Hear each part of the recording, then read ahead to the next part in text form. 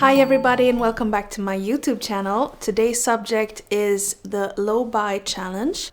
I thought also I would speak a bit about what differs between a low buy challenge and a no buy or no spending at all challenge, and also why this challenge has helped me to become a more minimalist shopper and to shop more sustainably. I also thought I would finish this video by listing all the purchases I've done so far in 2022. So first of all, what is a low buy challenge? It differs a bit from a no buy challenge, where the idea is to not spend anything at all. Of course, if you want to kickstart your minimalism journey, to just get rid of all your spending, it's a great way to reset your economy and start out from zero.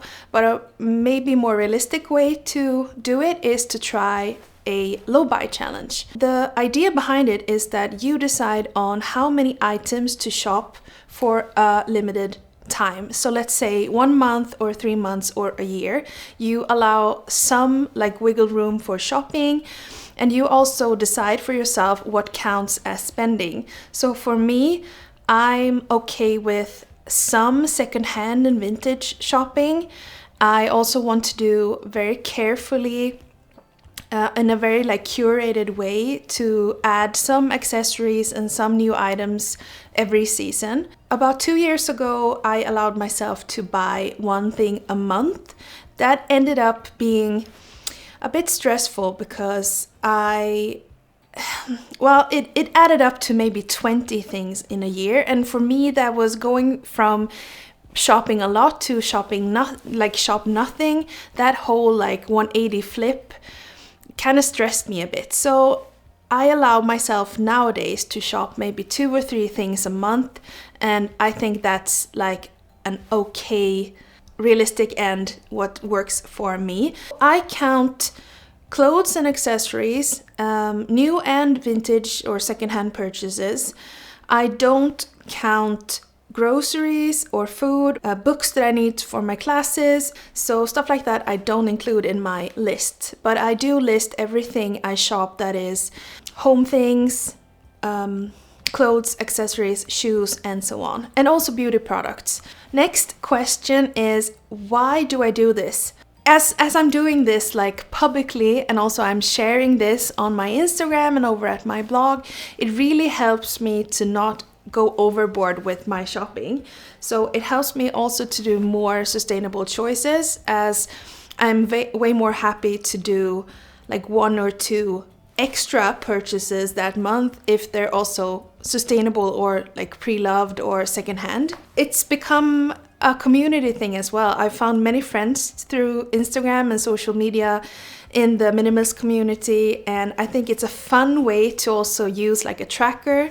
So I have a tracker over at my Instagram that's basically a monthly calendar, a planner, and then I just mark every day I'm not buying anything. I think that's a fun way to share and also to keep each other motivated. So that really helps me to live more intentional and minimalist and make more sustainable choices. So lastly, the list of my purchases so far in 2022. I'm using my phone here as a little tracker. So in January, I started the month by purchasing a belt, an Arket belt, a leather belt. I bought actually the only beauty product of this year so far, and that was a lipstick by Hermes. It's sort of a matte balm. It was super expensive, and it's a really unnecessary purchase, and I don't know. I thought I have this feeling I wanted to celebrate something, so I went to NK, the big department store here in Stockholm, and I treated myself with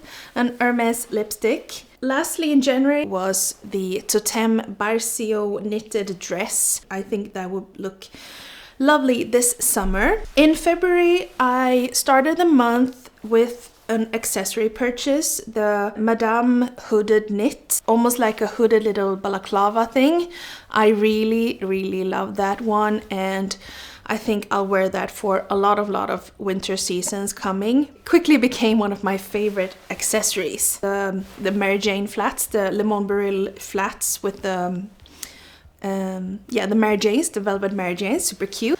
And I also found a totem cable knit. And this was my first vintage purchase of the year. It's a cashmere knit, but it's not super high quality, so I'm glad I found it at half the price. So March began with shopping a white Arquette shirt, as the one I got a stain. I spoke previously about replacing some items that you constantly need to when you have a small wardrobe like I do. Then I did 2 splurgy purchases. First of all, I got the bag, the little ATP Arezzo bag, and I also got the Celine sunglasses I showed you in my last video. April. My shopping so far in April has been 2 new bras. I actually thought of maybe not including like underwear in this video.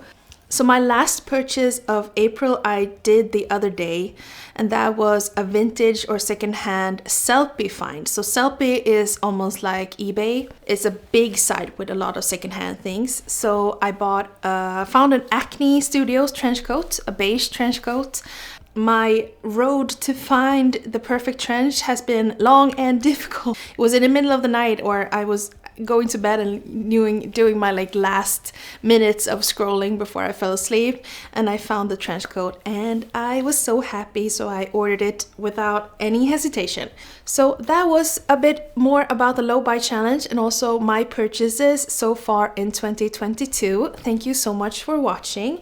I'll see you again soon here on YouTube and also over at my Instagram channel.